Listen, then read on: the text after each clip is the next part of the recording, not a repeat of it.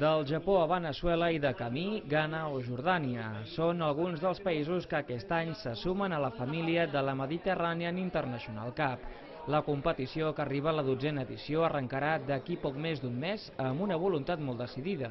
Hem de dir que hem tornat a batre rècords, l'hem tornat a liar, la tornarem a liar, equips dels països dels més racons del món, que pots dir, com coneixen el MIC, com arriba, no? I això també és una qüestió del boca a boca.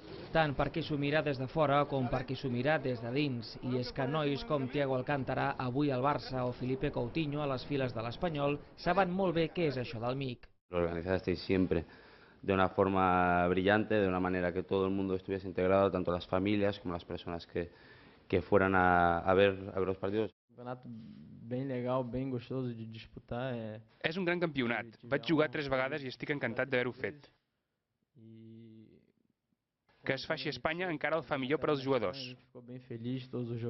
Aquesta nova edició tornarà a reunir per Setmana Santa el millor futbol base del món a desenes de camps de futbol de la Costa Brava i de nou l'atractiu serà veure en acció les estrelles del futur.